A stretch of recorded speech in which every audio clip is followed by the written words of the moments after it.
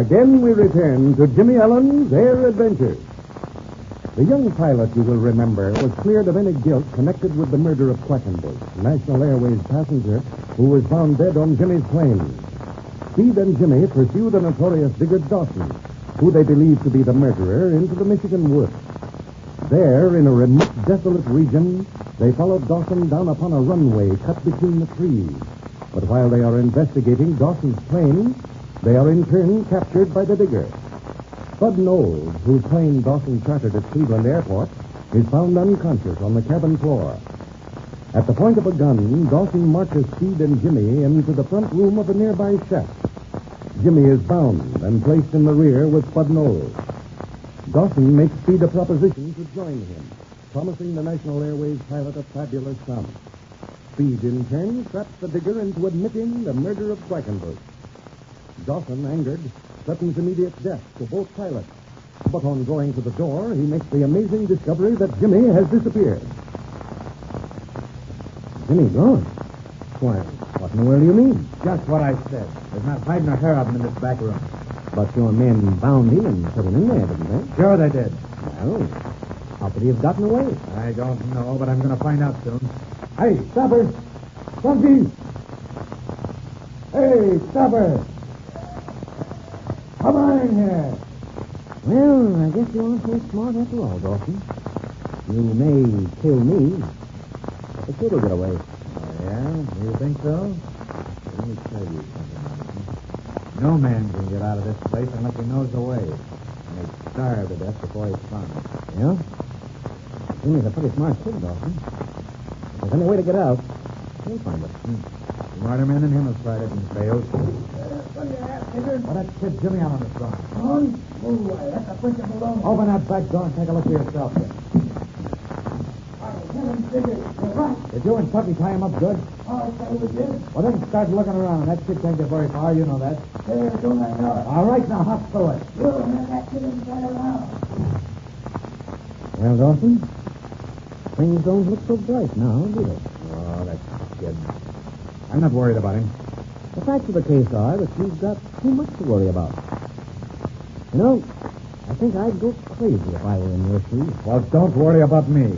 I'm not one of those weak-minded guys. If you're smart, you'll just give yourself up. What? With a fortune in sight. Why, you're nuts. All right. What's the next move? I was just thinking about that. Well, why don't you come to some sort of conclusion? I'm getting rather tired of sitting in this hard chair. Well, I have. You won't have to sit on that chair, Miss Romeo. Well, that's a swell. You won't think it's a swell when I tell you what's going to happen. Oh, you've got a little surprise for me. Is that it? Yeah. Is that it? Yeah, I have. And here it is. I can't let you write any letters. But if you've got any praying to do, you'd better start right now. Praying? Oh, I see. So that's the surprise you have for me, eh? You're going to bump me off. Yeah. I made up my mind there's no use wasting any more time. If you'd have talked reason with me, you could have made yourself plenty of dough. But I can see right now that while you and Alan are running around loose, I'm not going to be very safe. That's certainly a very true statement.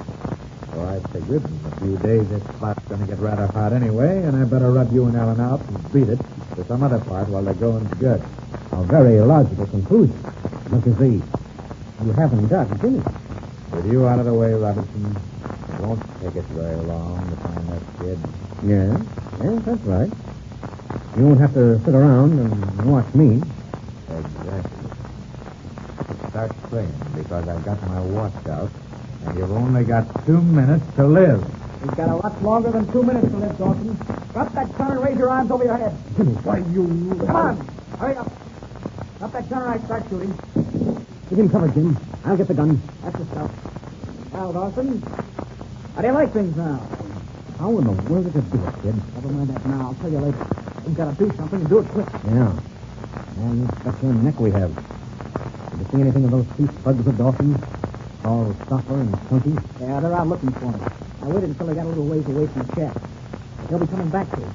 Well, let's decide right now what we're going to do. Well, how about tying Dawson up? Picking him in our fleet wing along with Spud Knowles and taking off. No. We haven't got enough gas, eh? We could drain the gas out of the cormorant. That won't do you any good. I was just about out of gas when I landed here. Yeah, I'm afraid we wouldn't get very far. And another thing. It's going to be pretty tough to take off between those trees in the dark. In other words, you think we'd better stay here? Yeah, I think you better. At least until daybreak. And don't forget just one thing. Well, what's that? We radioed our position to Jackson about 10 minutes before we landed. By daybreak, this whole country will be buzzing with planes. They'll never spot this place. No? That's what you think. They'll spot it all right. We'll make it easy for them to spot it. Well, here's what we better do. We'll tie up Mr. Digger Dawson here so we won't have to worry about him. And then I think the three of us can hold this place against Digger's two thugs outside and any others we haven't seen. The three of us? What do you mean? What are you talking about? Why, you, I, and Spud Knowles. Oh, sure, Spud. Is he conscious now? Yes, he came to while he was lying next to me in that back room on the floor. He didn't do much, but he reached into my pocket and got my pocket knife. Then he succeeded in cutting the rope that found me. Here, you watch Dawson while I turn him in. Okay, kid. We've sure got to take care of him. Can you beat that? I knew I should have tied that guy up. Yes, of course. But you see, we all make mistakes often. And it's just some little mistake like that that's going to let you swing. All right. I'll get out of this.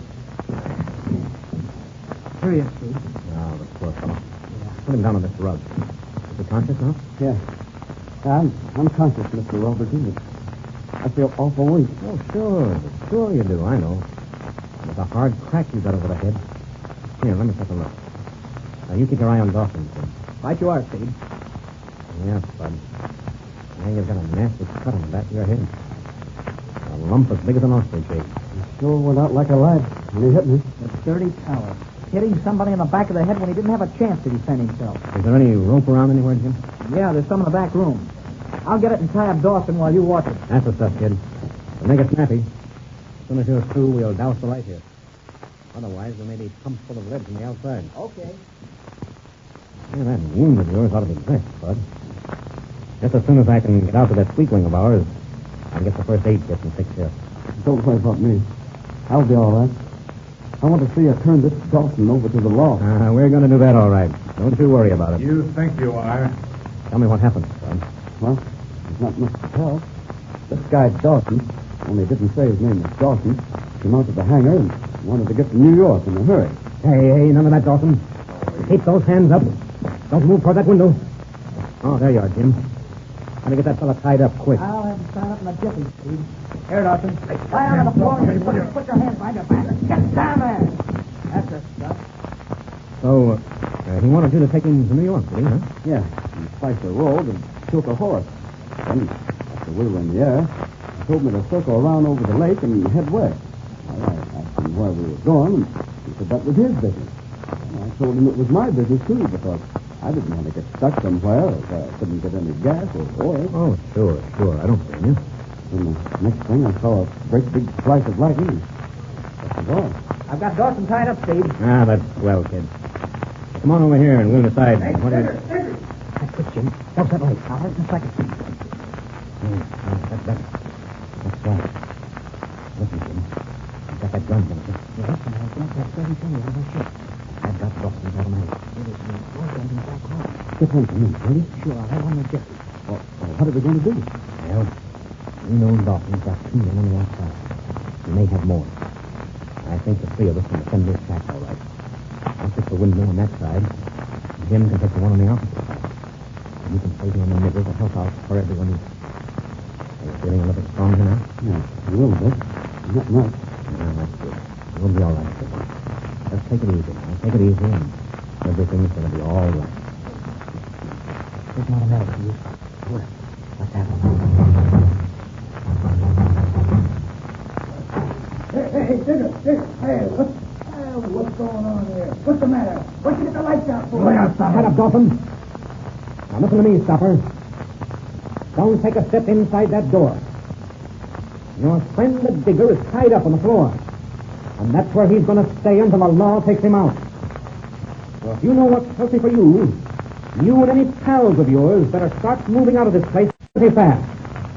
And if I were you, I'd put just as many miles between yourselves and this place by daybreak as you can. You listen to me, Stopper. You stick around and give them the work. Jimmy and Speed have the upper hand for the time being. But what will happen during the long stretches of the night? Can Stopper and his men do anything to help their chief? Exciting moments are in store for you.